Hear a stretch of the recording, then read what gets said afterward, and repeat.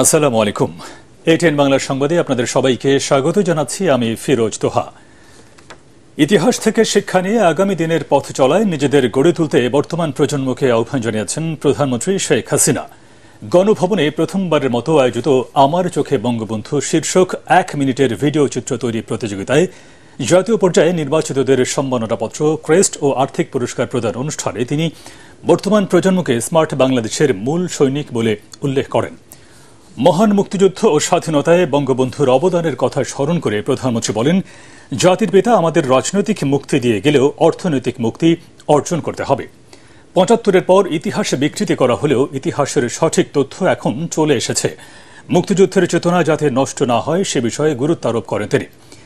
আগামীতে বাঙালিকে কেউ যাতে ভিক্ষুক জাতিতে পরিণত করতে না পারে এ বিষয়ে সবাইকে সজাগ থাকার কথা বলেন সরকার প্রধান।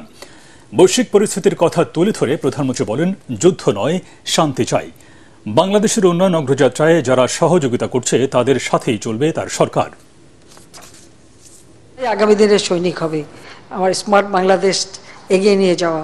কারণ আমি সেই প্রেক্ষিত পরিকল্পনা করেছি 2100 সাল পর্যন্ত পরিকল্পনা তৈরি করে দিয়েছি, যাতে করে এরই পথ ধরে সময়ে সময়ে এর পরিবর্তন হবে, পৃথিবীর যুগের সাথে তাল মিলিয়ে চলতে হবে। আর আমরা সবসময় শান্তি চাই, আমরা যুদ্ধ চাই না, সকলের সাথে বন্ধুত্ব চাই এবং সেই বন্ধুত্ব রেখেই কিন্তু আমি এগিয়ে যাচ্ছি। কার দেশের সাথে কার দেশের ঝগড়া সেটা আমার দেখার দরকার নাই। আমার নিজের দেশের উন্নয়নটা আমার আগে দরকার। আমার উন্নয়নে যারা সহযোগিতা করে আমি তাদেরকে নিয়ে চলবো, সেইভাবে আমরা এগিয়ে যাচ্ছি।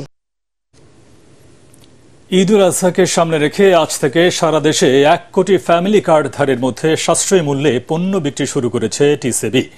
রাজধানীর মিরপুরে শেখ ফজলুল হক মনিক খেলার মাঠে পণ্য বিক্রি কার্যক্রমের আনুষ্ঠানিক উদ্বোধন করেন বাণিজ্য প্রতিমন্ত্রী আহসানুল ইসলাম টিটু। এ সময় তিনি বলেন, শুধু নিম্নবিত্ত নয়, মধ্যবিত্ত ভোক্তাদের জন্য দ্রুতই নির্দিষ্ট দোকানে পণ্য বিক্রি শুরু করবে টিসিবি। আরও জানাচ্ছেন মাঝারুল হক মুহাজির। জুন মাসে টিসিবি পণ্য বিক্রির কথা শুনে সকাল থেকেই মিরপুর অঞ্চলের নিম্ন আয়ের মানুষের এই ভিড়। নতুন বাণিজ্য সচিব সেলিম উদ্দিনকে সঙ্গে নিয়ে এই মাসে টিসিবি পণ্য বিক্রির উদ্বোধন করেন বাণিজ্য প্রতিমন্ত্রী আহসানুল ইসলাম টিটু।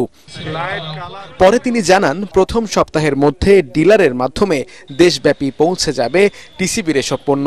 জাহাজের ভাড়া অনেক বেড়ে গেছে, যার ফলে কিন্তু পরিবহন খরচা বাড়াতে আমাদের নিত্য প্রয়োজনীয় জিনিসের দামের উপরেও একটা চাপ আছে। আগামীতে মধ্যবিত্তদের জন্য ভর্তুকি মূল্যে টিসিবির পণ্য বিক্রির পরিকল্পনা রয়েছে বলেও জানান প্রতিমন্ত্রী। আমরাও এই ডিলারদেরকে অনুরোধ করব যে আপনারা এই আগামী অর্থ বছর থেকে আমরা যেন স্থায়ী দোকানে আমরা এই ব্যবস্থাটা করতে পারি। আমাদের কার্যক্রম শুরু হয়েছে, টিসিবি এই ব্যাপারে কার্যক্রম করছে। আমরা আশা করি যে এই কার্যক্রমটা যদি আমরা পরিচালনা করতে পারি তখন এটা খুব সহজে দ্রব্যগুলি সুবিধাভোগীর মধ্যে যাবে। তবে ভোক্তাদের দাবি, শুধু মাসে শুরু কিংবা ঈদকে কেন্দ্র করে নয়, প্রতি মাসে অন্তত 2 বার করে নেওয়া হোক এমন উদ্যোগ। যদি দোকানে দিত, দোকানের একটা সিস্টেম করতো তাহলে আমাদের খুব ভালো হইতো। বাজারে দিয়ে কম দামে পাইতেছি, আল্লাহ দিলে ঠিক আছে। আমরা মাসে 1 বার পাইতেছি, আল্লাহ দিলে আমাদের যদি 2 বার দেয় মাসে তাহলে আমাদের লেগে সুবিধা হবে।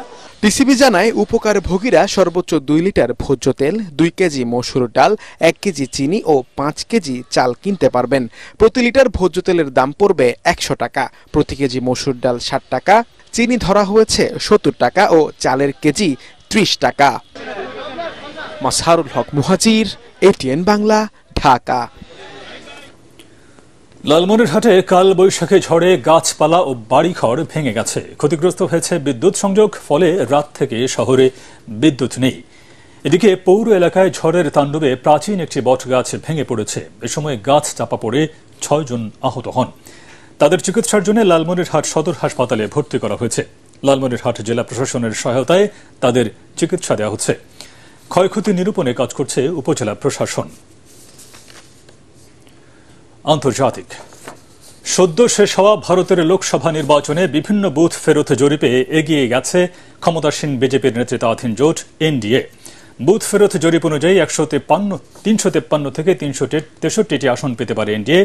বিরোধী জোট ইন্ডিয়া পেতে পারে 118 থেকে 133 আসন। এদিকে রিপাবলিক পি মার্কের জরিপে দেখা গেছে এনডিএ পেতে পারে 359টি আসন, ইন্ডিয়া পেতে পারে 154 আসন। জন কি বাতের জরিপে এনডিএ পেতে পারে 363 থেকে 392 আসন, ইন্ডিয়া পেতে পারে 141 থেকে 161 আসন। 7 ধাপের ভোটের শেষ ধাপের পরই এসব জরিপ নিয়ে আলোচনা শুরু হয়েছে। যদিও আসল ফলাফল জানতে আরও কয়েকদিন অপেক্ষা করতে হবে। এদিকে প্রায় 45 ঘন্টার ধ্যান ভেঙেছেন নরেন্দ্র মোদী। তামিলনাড়ুর কন্যাকুমারী বিবেকানন্দ রক মেমোরিয়ালে ধ্যানে বসেছিলেন তিনি। খেলার খবর। কানাডাকে 7 উইকেটে হারিয়ে টি-20 বিশ্বকাপের উদ্বোধনী ম্যাচে জয় পেয়েছে স্বাগতিক যুক্তরাষ্ট্র। ডালাসে আগে ব্যাট করে 5 উইকেটে 194 রানের পাহাড় করে অতিথিরা 61 রান করেন ধারিওয়াল। এছাড়া 51 রান আসে নিকোলাস কির্তনের ব্যাটে। জবাবে কোনো রান না তুলে টেইলরের উইকেট হারায় স্বাগতিকরা। এরপর 42 রানে বিদায় নেন মোনাঙ্ক প্যাটেল। তবে তৃতীয় উইকেটে 131 রানের জুটি গড়ে দলের জয় নিশ্চিত করেন অ্যান্ড্রেস গাউস এবং অ্যারন জোন্স। 65 করে গাউস আউট হল। 40 বলে 94 রানের টর্নেডো ইনিংস খেলে দলকে জিতিয়ে 14 বল হাতে রেখে মাঠ ছাড়েন জোন্স।